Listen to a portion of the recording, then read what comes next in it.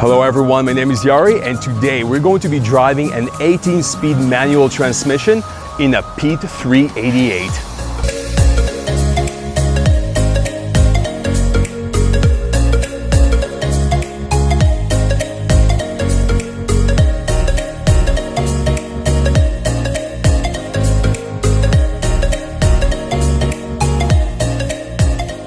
So for those of you who are new to my channel, welcome. On this channel, I help company drivers become successful owner-operators. This channel is going to be based on my personal experience here in Edmonton, Alberta, and I'm going to be showing you how I became an owner-operator with less than 1 year of experience. I'm going to explain everything step by step, so keep watching. Also, if you're a company driver and you're not interested in purchasing your own truck, that is fine, but still keep watching because maybe you would like to move to the next step. Maybe you've just started driving and you're thinking about getting into the oil field industry, logging, construction, maybe something else that usually requires more experience. So keep watching and I'm going to explain how you can move to the next step. And again, today's video is going to be very related to next week's video where I talk in more depth about experience and how much of it you actually need. So again, press the like button, subscribe, and keep watching. Check this out. Okay, so first of all, let's try and get in here. Wow. This is different. I haven't been in one of these in a while. So guys, I don't know if you've been in a Pete 388 or any other type of Pete's of this kind, but check this out. This is a different world. This is something else. So this is what it looks like on the inside. Check this out. Isn't this something different? So yeah, so this is not your Cascadia. This is not your Volvo. As you can see, you can't really stand up in one of these, and there's nothing wrong with that. I'm not saying there's anything wrong with the Pete, but this is just what this particular model is like. So yes, you can stand in the back, which is kind of nice. It gives you some room to change your clothes, but look at the space that you have between the seats, or I guess I should say the lack of it. This is actually a nice feature. It goes all the way back and it helps drivers go to the back. So again, when I first started in the oil and gas industry, I used to have a Kenworth T800, I think, and it had one of these small coffin-sized sleepers. So the way you would do it is that you would be sitting here, and then just before going to bed, you would have to move everything from the bed, put it on the front seats. You sit down, and again, it's like a small opening. Maybe you guys have seen this. So small opening, you sit down, you take your pants off, you put them on the passenger or driver's side seat, and then that's it. You try and sleep. Same thing in the morning. You have to wake up. Now you have to get dressed, sit on the driver's side seat, move everything from here all the way to the back, and now you can drive. And now you're doing this 30 days straight. Yes, I know you guys are gonna say, yeah, but logbook R's and so on, EDLs. No. There's no EDLs in the oil field. It's different. It's like the Wild West. Okay, so at this point, I just want to clarify something. Yes, we do have electronic logbooks here in Canada. In Alberta, we have paper logbooks. But back in the day when I used to drive trucks, things were a bit different. I used to drive on paper logbooks until the end. And I just want to specify something that even right now here in Alberta, my last truck is still running in the oil field industry. It's holding crude oil and it's still operating on a provincial paper logbook.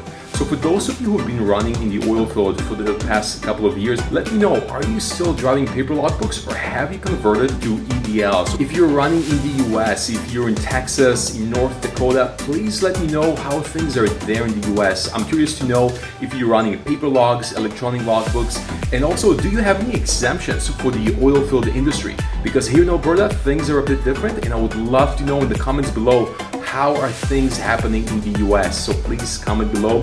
And again, this is just to tell you that my personal experience is predominantly from the oil and gas industry. I spend most of my time hauling crude oil, Super B tankers, flatbeds to the drilling rigs, chaining up, ice roads, and I'll show you some pictures later on of me being on the ice roads in the next episodes. So yes, please comment, let me know what you're hauling, where you're doing it, and what is different in your industry or in your area. Keep watching. Okay, let's do this. So what I'm about to do is to go from the first gear all the way to the 18th. So whichever way you want to see it. I'm going to start in low split, first split, second split, and so on until we get to the 18. Unless you have a different way of counting gears, we're going to start in low and then split each and every single gear until we get to 8, and then we split the 8. So count with me. We're going to be simulating a very heavy load, so check this out. We're in low, let's do this.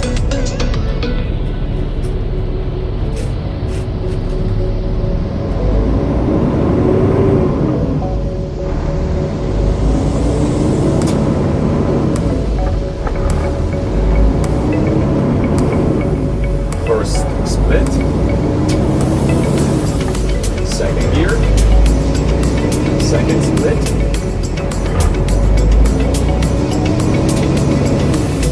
third gear,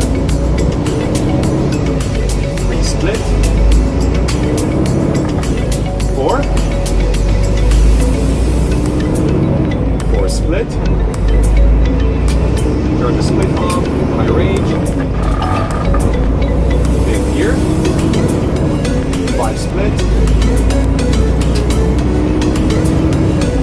7 split,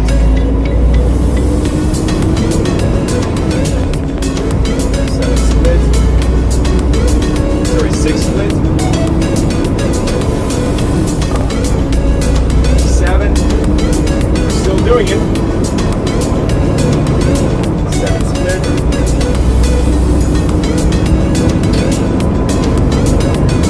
8,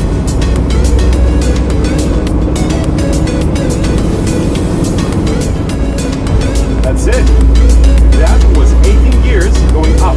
So I'm just going to move to a safe spot and we're going to downshift all 18 gears down. Okay, so let's see if I can actually downshift.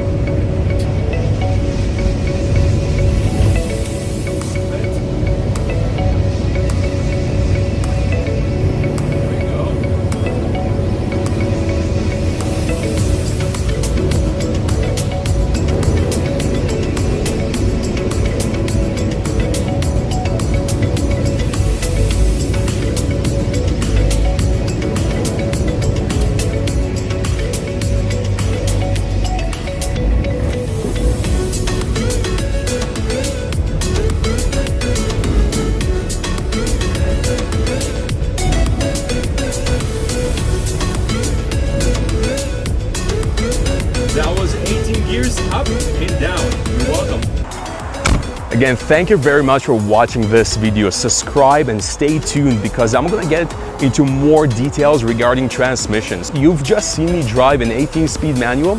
I'm gonna show you what it's like to drive an 18-speed automated transmission, and we're also gonna get into the Volvo 12-speed iShift. I'm gonna show you some of its features, pros and cons. I'm gonna get into details what it's like actually owning one of these from my personal experience. I'm gonna let you know what happens when you're driving one of these in the oil field industry and you get stuck in mud.